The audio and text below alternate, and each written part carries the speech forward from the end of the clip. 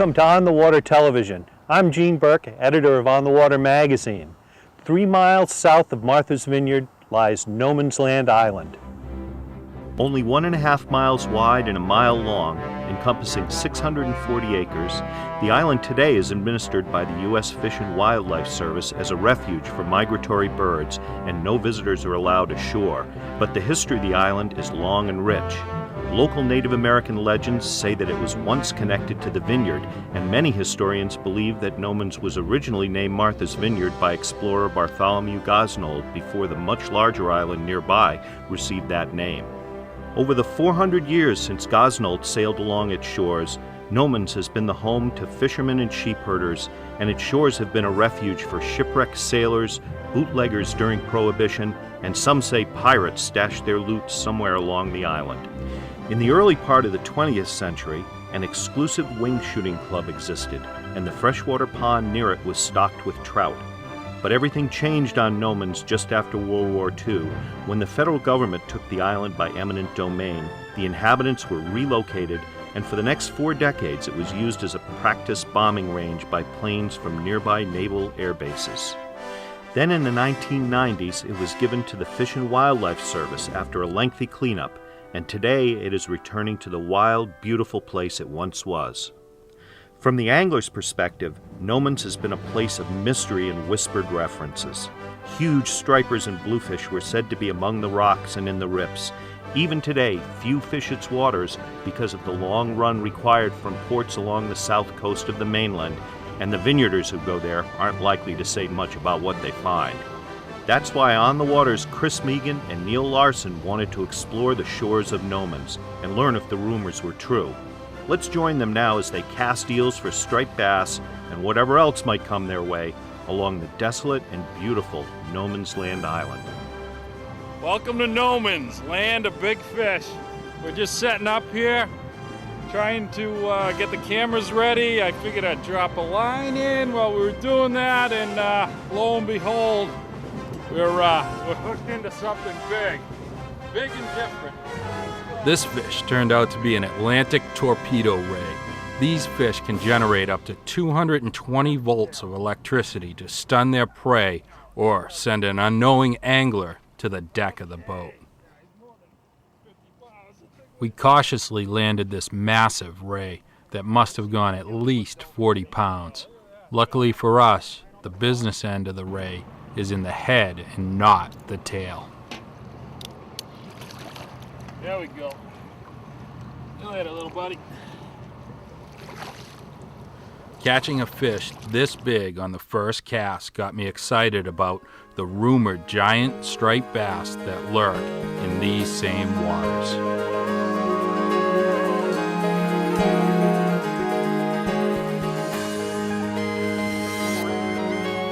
All right, Chris.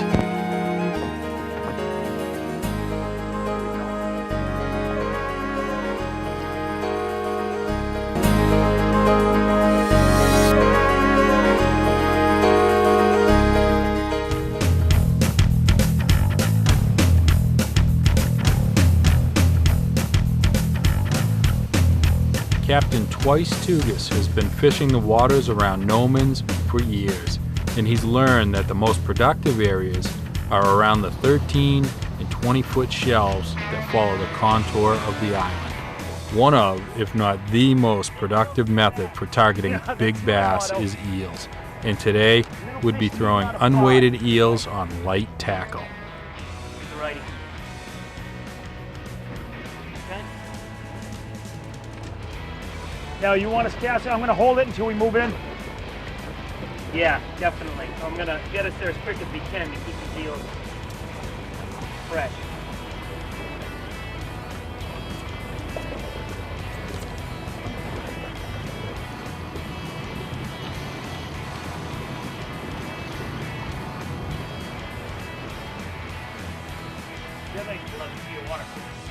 Go. All right. Are we just drifting them or swimming them? Swimming them. What I generally do is I'll cast them out as far as you can, and then just give them a minute, let them settle, and then just a very, very, very slow retreat. Very slow.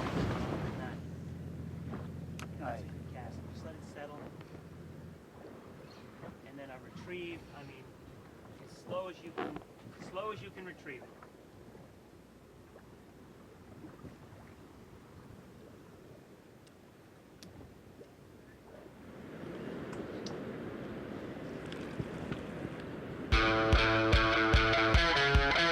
All right, Chris.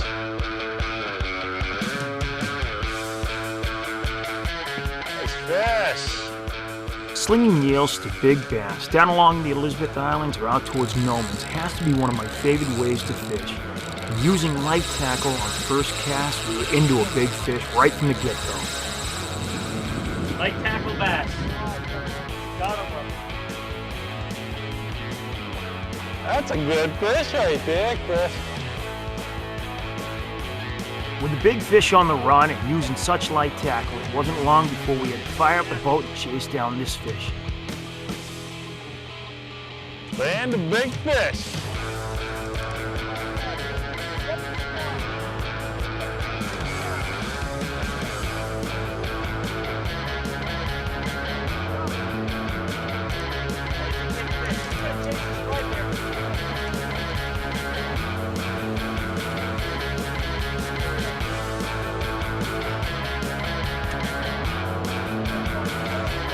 Gaining some line on him there. I just took the line from the boat running. No, I haven't taken anything else. Here's my eel. You know he whacked. As I gained on the fish, I saw my eel floating in the air, tethered by the fishing line. This was a good sign that a big striped bass hit the bait and exploded the eel up past the leader onto the main line. I'll tell you what, that fish hit like a freight train, but it'll give you the quick bump as big bass will do. They'll give you that whack whack. There he is. Immediately drop down on it. There he The way I is. try to look at it is pretend that bass is coming up, sucking in a piece of spaghetti. That's, yeah.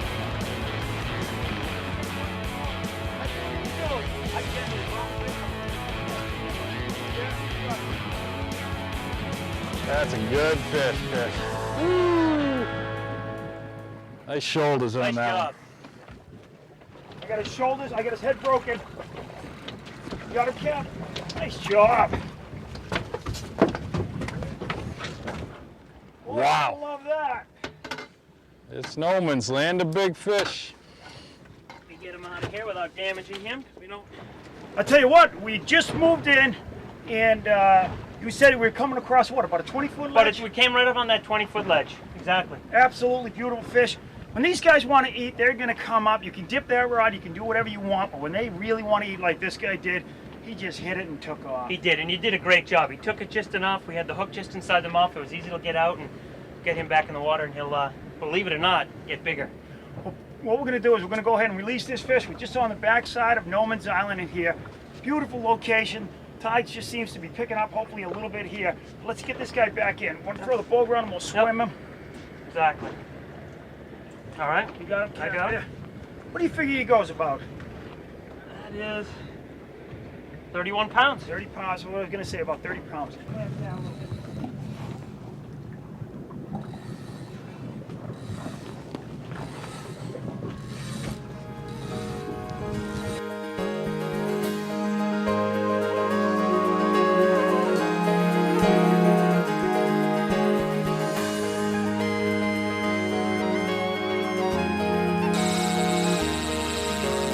Yeah. Green, huh?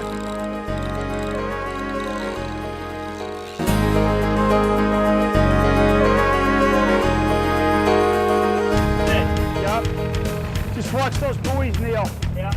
We continued to follow the 13 to 20 foot contour lines around the island and continue to catch big striped bass.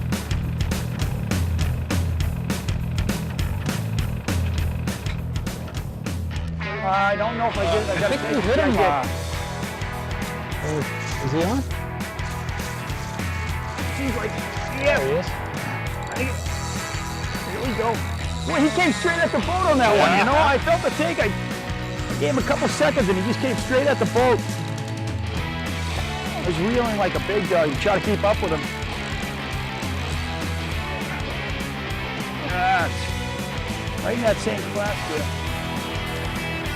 Feel like I'm on a rock here. Smack that eel. We got doubles. I feel them rubbing on the bottom. Mine did the same thing there. He rubbed right on the bottom. I just broke him on the surface. Got that cheek digging for the bottom.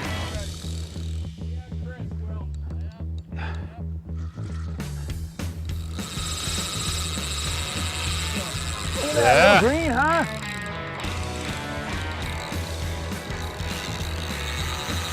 Oh, look at that boulder he's trying to get behind. Banging the rod, forget the drag. Can't get his head around. Little head shake there, trying to lose it. Just kept cupping the drag a little bit to put a little bit more pressure on with my fingers. Just trying to get that fish to turn towards the boat. I made a couple real strong runs.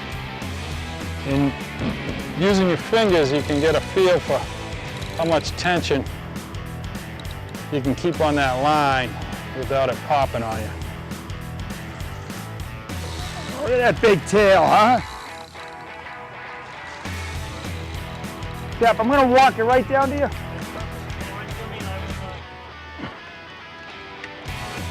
Come on, turn your head, turn your head. As soon as I break that head, he'll come right around to you. Oh, he's still green. There you go. How you doing over there, Neil? I'm starting to make a little ground on. Oh, beautiful, huh? Nice fish. Yeah. I thought he might have wrapped on a rock, but You know what I'm doing? I'm just, all I do is I reach down, just turn the hook, Yeah. and then that way I can really kind of.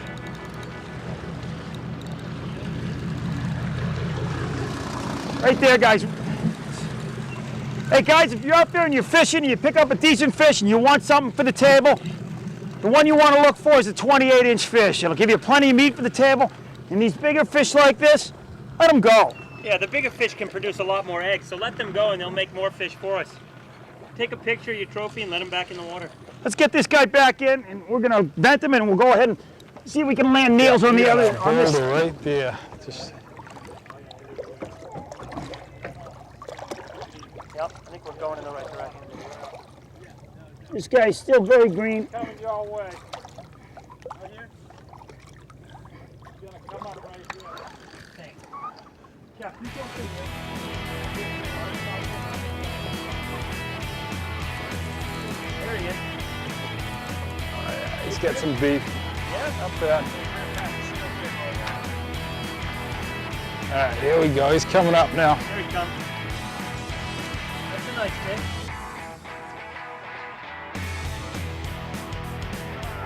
All right, here we go. There we go. Pretty, Nice fish. pretty fish. Very nice. We'll get him, revive him, get him back in, get fishing again. All right, I'll pull the hook out. We'll get him back in the water.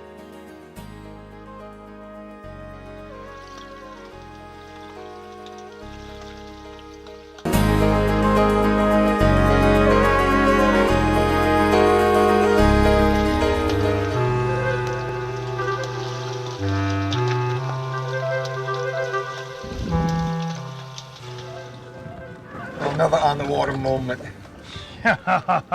You wouldn't believe the fish down there. Is it really? I knew you were gonna say that. Yep. They're all right inside, In tight.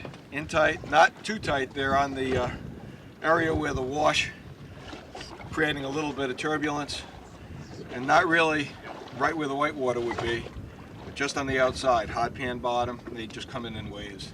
Really? Yeah, so On this shoot today, we have a special guest, Mike Laptu, the underwater diver, who's actually pointing out where the fish are. That's a big benefit when you have an on-the-water crew trying to catch big fish. Mike, what did you find when you're out there? I know you're doing some free diving out here. well, I saw a North Korean Scud missile on the bottom. I think it over fluids. Now, there's some ordnance on the bottom, but I didn't see any, fortunately. But there were some really, really nice fish that moved in the area, and for no apparent reason, which is the mystery of fishing for stripers, is that the bottom topography wasn't particularly rockier than any one place. It was just a matter of converging currents and I think tidal conditions that brought them into that one spot. Now, when you swim in there, you said that, we were talking earlier about, tell the audience, what happens, Mike, with the fish? They come in, they seem to move into an area, and then they... Yeah, if people think of fish in one spot, and they think of, just this is a great spot, and that's where the fish are.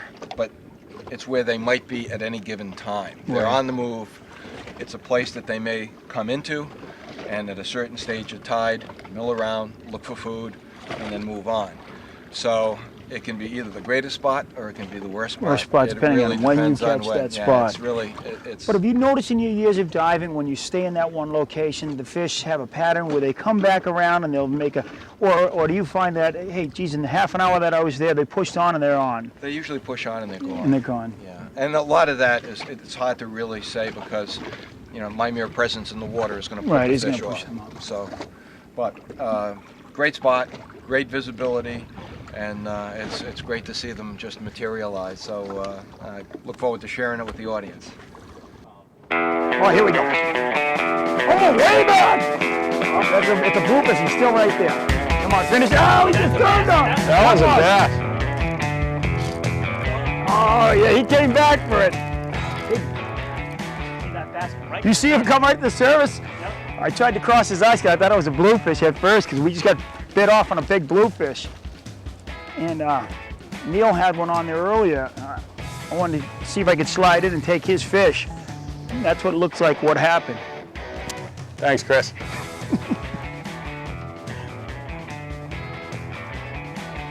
The reality of it is Neal always takes my fish. That's the way it usually is.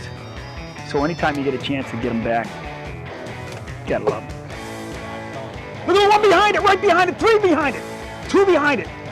Neal, right in behind it, 4 behind it, 5 behind it. Look at it, that's awesome. I'm gonna bring him up and see if we can get one behind. Neal, they're right in behind him. And a picture right out there. Oh, Jesus, you're schooling right behind him. That's awesome. That is great. You see those? I did. You had 4 or 5 nice bass hanging there. Yeah, I'll walk him over. There he is. You're on, Mike. Neal, you're on. There he is. Oh, is that awesome? I saw him way. There we go. Catch him to bass. He was right in behind me. I want in. He wanted. Okay, there's two right behind him. He's coming over. I'm gonna walk my guy over to you. Come on, bring over your brother. Bring your brother over. There he is. There's one there. Just you. No, there's another one just below it. There was another one just below it. That's a big fish you got. Yeah, it is. It's decent. Neal's just. There's one right here. Right here. Just turned off from. He's just on Neal. He just turned off from Neal. You got a nice fish right there. Stay right on top of these. And I'm gonna let mine go down and see if we can grab one below it. There. Am I in you? Nope. One just peeked after mine. I'll bring this in. All right, I'm gonna leave mine out there as a stun fish. Stun fish. Love it. Neal, yours has got a little bit more juice. Let him bringing those guys in. Oh my Lord, did you see all the fish behind it? I wanted to do that, just never done that. That's something Neal, you see with bluefish. Neal, you don't really see with bass. Your fish, Neal, was right behind mine, and all of a sudden it saw his ear and just went like this. Wham! I saw him come right on it. Did you see him hit it? Oh yeah. Awesome. Yeah. Just seeing it, I had hooked up, and there were 4 or 5 fish in behind us, and Neal threw his eel right in behind, and this fish just turned off. All right, open up. This guy just turned off. There was about 5 or 6 big fish all next to each other. He threw the eel in behind it, and bam, there was a few more right behind those two. Well, what an outstanding day. Just off Nomans Island here with Twice Tougas on board Think Twice. I'm Chris Megan with Neal Larsson, On the Water Magazine's Fishing New England. Yeah, Twice, thank you. Yeah, you're very welcome. Great day weather-wise, great day fishing. It was a pleasure having you guys aboard. Thank you. You're very Neal's welcome. fish, I'm going to go ahead and let him vent this guy. Here you go, Chief. We just got him out of the water. Let's put him in.